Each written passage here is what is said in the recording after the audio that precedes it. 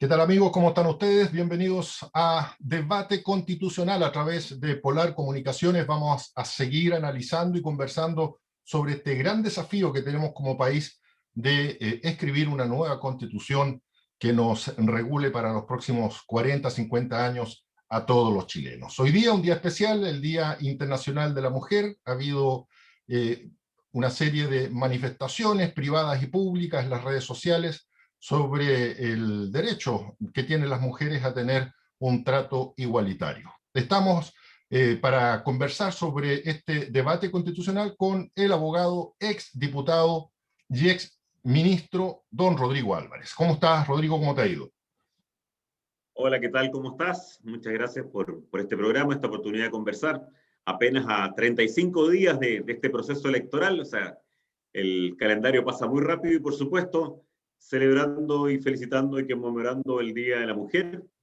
Especialmente un saludo a mi mamá, a mi señora, a mis hermanas, a mis hijas, pero en general a todas las mujeres de Magallanes en este su día, que además se hace en medio de este proceso constitucional para vincularlo de inmediato, donde por primera vez en la historia, en el caso de Chile, y con muy pocas experiencias similares a nivel mundial, existe esta norma paritaria en la Constitución, en la Convención, precisamente para tener la representación igualitaria de hombres y mujeres. Así que es una buena señal en medio de las conmemoraciones de este Día Internacional de la Mujer.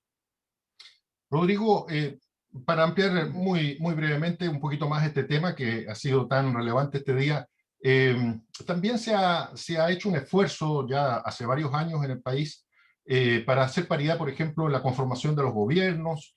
Se busca también integrar mucho más a las mujeres en el ámbito privado, en las empresas. ¿Qué opinas tú de eso y si desde la Constitución puede haber algún principio, alguna normativa que establezca esos criterios?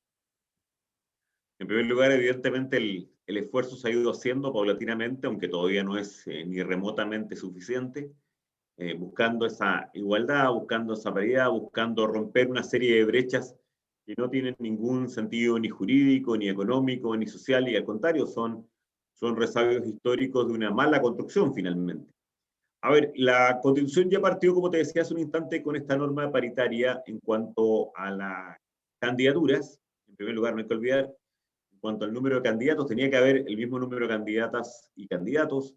En cuanto al orden, porque siempre parte cualquier lista con una mujer, un hombre, una mujer, un hombre, una mujer, un hombre, en el caso que tengan 6 candidatos, y con el resultado. O sea, esta convención constituyente son los 3 elementos, las 3 políticas que se pueden tener para fomentar esta paridad. Paridad en la oferta de candidatos, por así decirlo, en la propuesta de candidatos, un orden paritario, partiendo por mujer, y paridad en el resultado, porque el resultado, y estas son unas dificultades esa noche para saber quién efectivamente ganó a lo largo y ancho de nuestro territorio, el resultado está un poco condicionado eh, por lo que ocurre en las demás listas y por quién sale exactamente elegido. Con respecto al texto final, yo creo que va a haber una distinción que hacer, o una triple distinción al menos que hacer. En primer lugar, evidentemente, va a haber un principio de paridad, va a haber un principio de igualdad, que ya está en nuestra Constitución, pero hay que reforzarlo. La Constitución actual dice que las personas nacen libres e iguales en dignidad de derechos, y eso fue incluso una conquista o una modificación, porque la versión original dice que los hombres nacen libres e iguales en dignidad de derechos, usando esa expresión en general, y después se cambió a las personas. Evidentemente, la Constitución nueva va a profundizar la necesidad de esa igualdad. En segundo lugar, va a haber que distinguir en el sector público. Y en el sector público probablemente también va a haber que hacer una doble categorización. Por un lado, aquellos puestos o decisiones electivas, donde habitualmente lo que se va a promover y lo que la mayor parte de los países promueven es la facilidad en ser candidatos para que la gente elija. Una cosa es la facilidad, tanto desde el punto de vista legal como desde el punto de vista constitucional, para que la gente elija entre las distintas opciones, pero promover, por supuesto, la participación y promover las personas que integran las distintas listas de una forma paritaria. Pero también en el sector público hay cargos de designación. Entonces, ahí probablemente sí va a establecerse normas obligatorias de paridad para distintos cuerpos colegiados. Entonces, lo más probable, en textos similares, lo que ocurre, como te digo, es que para cargos electivos se establece la posibilidad y se potencia la posibilidad de ser candidatos. Y para cargos seleccionados o cargos designados se busca la paridad de inmediato en la designación, por ejemplo, ante un tribunal o, por ejemplo, en un órgano colegial. En tercer lugar va a estar el mundo privado, el mundo particular. Y ahí, sin perjuicio de existencia del principio de paridad y de igualdad, probablemente también eso va a tener que combinarse con la natural autonomía e independencia de cada cuerpo privado y de cada institución privada, donde uno va a tener que respetar distintos principios que juegan en una organización social. Por una parte juega el principio sin duda alguna de paridad, pero también juega el principio de autonomía y de libertad. Entonces, vamos a tener probablemente una constitución mucho más profunda, mucho más igualitaria, mucho más paritaria, pero probablemente va a ir dependiendo de qué tipo de institución estamos hablando, cuál es la respuesta. En algunos casos será una respuesta obligatoria, en otros casos será una respuesta como en los cargos de elección, de aumentar las posibilidades de ser elegida o elegido, y en otros casos será, sin duda alguna, un principio importantísimo, pero también probablemente respetando otros principios que son importantes en un orden social. Rodrigo, como bien decías tú, estamos a 35 días de las elecciones, que en principio van a ser el 11 de abril. Entiendo que todavía se sigue discutiendo si se van a hacer en 2 días o no.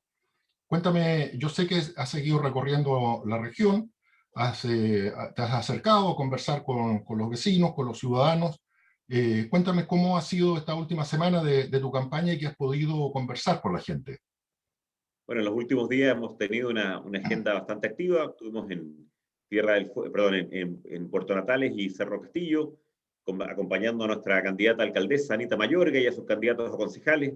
El fin de semana pude estar en la comuna de Primavera. Mañana nuevamente voy a estar en Puerto Natales. El viernes vamos a estar en Porvenir. El resto de los días vamos a estar acá en Punta Arenas haciendo esta campaña muy activa. El domingo próximo, no pude lamentablemente este fin de semana, pero el domingo próximo espero estar en Timauquel. Así que sí, vamos a estar moviéndonos muchísimo por la región porque me parece que es lo clave para conversar con la gente, es lo clave para recibir sus sensaciones, sus opiniones, sus visiones sobre este nuevo proceso constituyente, donde surgen, como hemos dicho, numerosos temas, así como muchos otros que todavía están, por así decirlo, en el tintero, que todavía no surgen como prioridad, pero la Constitución va a tener muchísimas materias, lo he comentado en otras ocasiones, tiene 15 capítulos de distintas materias, por lo menos más lo que podamos o creamos que sea necesario agregar para una nueva Constitución para el siglo XXI. Rodrigo, ha generado mucha conmoción en el país el reciente caso de la muerte de un menor, ¿no es cierto? Y también el baleo y fallecimiento también de otros 2 o 3 menores, en una situación de casos eh, de delitos, pero también en el marco de inseguridad pública.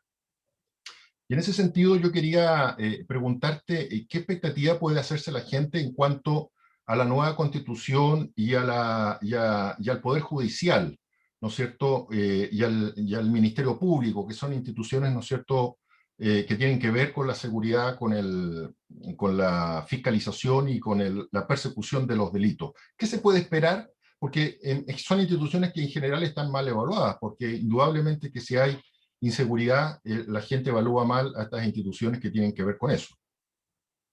Mira, en esta materia probablemente haber dos cambios, ¿no? O dos situaciones que analizar, dos grandes grupos. Una son los principios de orden público, los principios de seguridad que rigen una constitución. He visto varios candidatos, incluso transversalmente, centrando que va a haber un debate especial sobre el deber de garantizar la seguridad que tiene el Estado hacia los ciudadanos. Hay que pensar que esto es uno de los grandes elementos que en su momento generó las constituciones. Si el deber del Estado, el primer gran deber del Estado es proteger a sus ciudadanos, proteger desde el punto de vista de la seguridad pública a sus ciudadanos.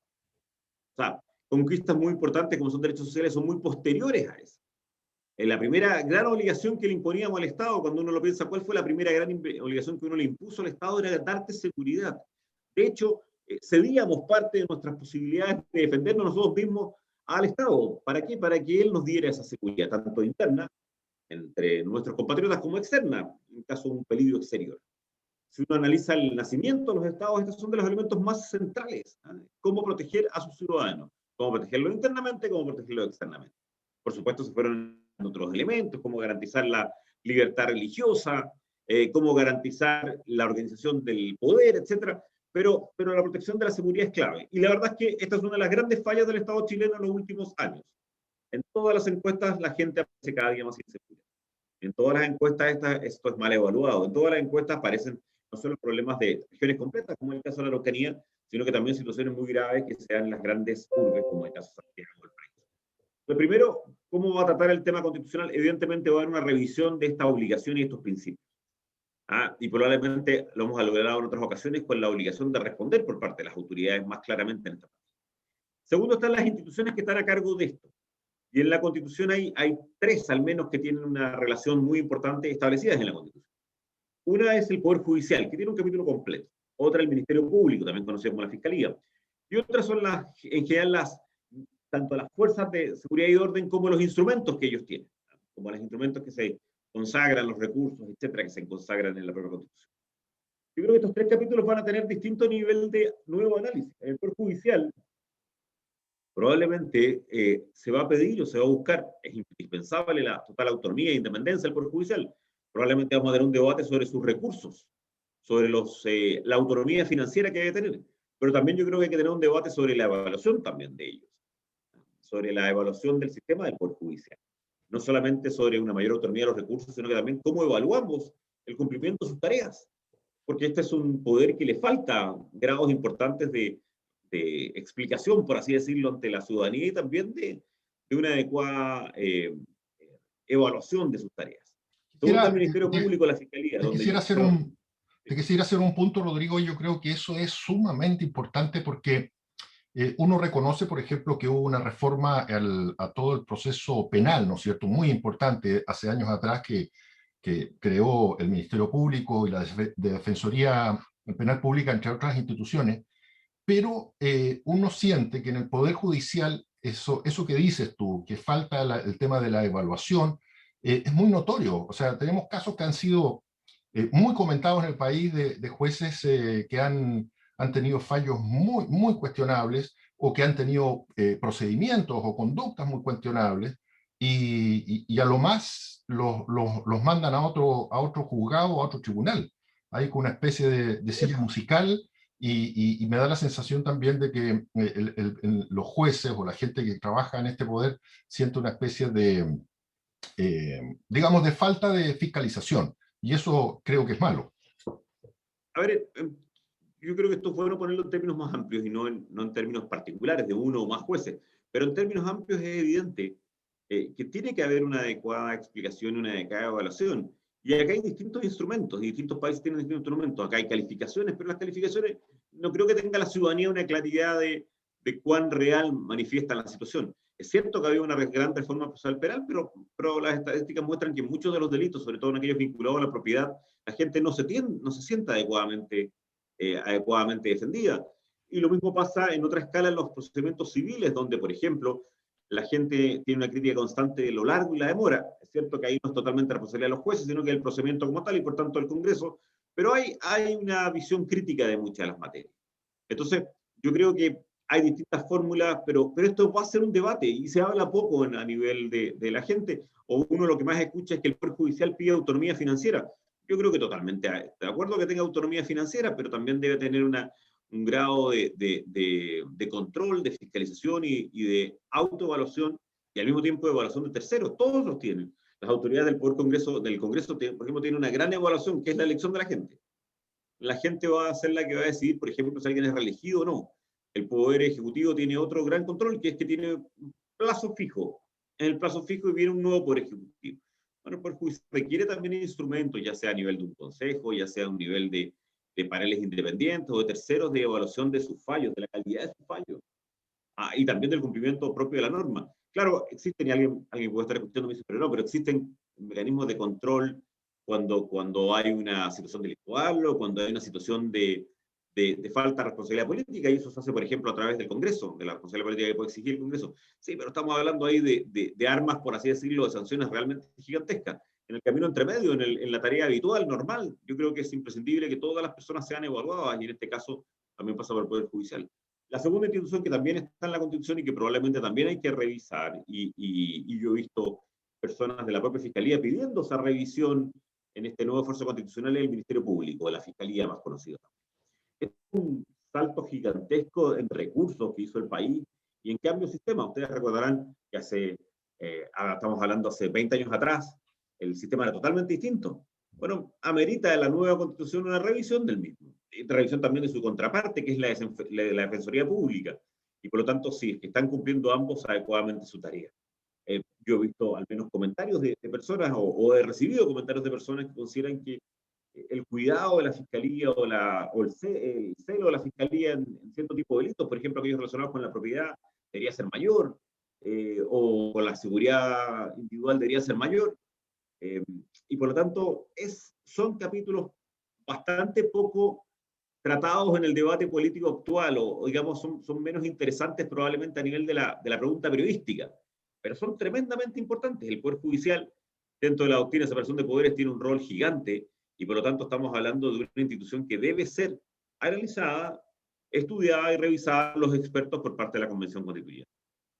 Y yo creo que tal vez pasa un poco que la gente con su malestar en el ámbito de la seguridad tiende a pensar que la solución es poner más carabineros, aumentar más los recursos a la PDI, piensa más en el tema represivo, pero también es cierto que el Poder Judicial tiene una labor importantísima. También los parlamentarios que hacen las leyes, porque muchas veces hay ciertos delitos que no están penalizados como corresponde y eso también recae en los jueces. En fin, un gran tema ahí y como dices tú, yo creo que tal vez la gente no lo sopesa con el valor que realmente tiene y cómo puede incidir en el tema de la seguridad y del bienestar general. Sin duda alguna se requieren más recursos, sin duda alguna se requiere modernización de nuestros sistemas o nuestras instituciones del orden, de seguridad. Eso, sin duda alguna, se requiere normas legales más claras en su acción, etcétera.